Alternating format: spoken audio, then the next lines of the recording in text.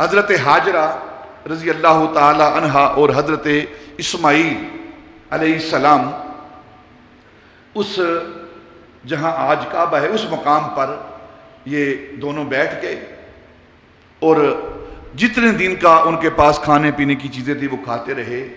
پھر ایک دن آیا کہ ساری اشیاء ختم ہو گئیں. پانی پہلے ہی نہیں تھا، گھاس وہاں اگتی نہیں تھی، پھول وہاں کھلتے نہیں تھے، کھانے پینے کی کوئی چیز نہیں تھی.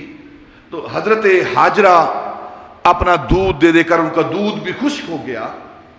تو ایک دن بچہ وہ اللہ کا نبی پیغمبر حضرت اسماعیل، ان کی کیفیت یہ ہے کہ وہ پیاس کی وجہ سے، بھوک کی وجہ سے بلک رہے ہیں اور حالت غیر ہو رہی ہے. تو ماں سے دیکھا نہ گیا، ماں کی ممتا پریشان ہوئی.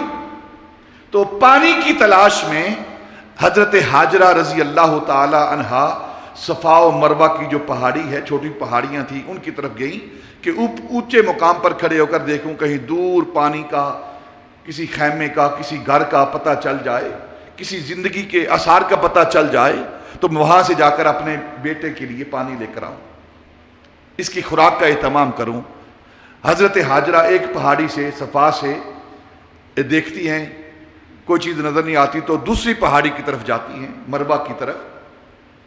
تو دونوں پہاڑیوں کے درمیان جو جگہ ہے وہ نشیب نیچی جگہ ہے، وہاں سے وہ جگہ جہاں آج کعبہ ہے وہ جگہ نظر نہیں آتی تھی، اپنے بیٹے کو دیکھ نہیں پاتی تھی.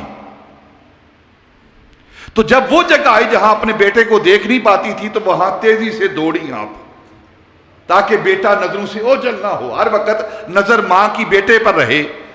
تو اللہ رب العزت نے اپنی اس بندی کی دوڑ کو اس انداز میں پسند کیا کہ حج اور عمرے کا حصہ بنا دیا کہ جس نے حج کرنا ہے وہ میری اس ولیہ، میری اس بندی حاجرہ کی سنت پر عمل کرے تو اس کا حج قبول کر لوں گا.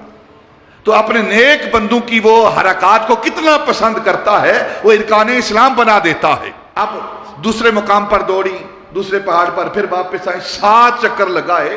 تو اللہ رب العزت نے حج اور عمرے کی یہ شرط رکھ دی کہ وہ 7 چکر لگائے گا، صفا و مروہ کی سعی کرے گا، تب اس کا حج اور عمرہ مکمل ہو.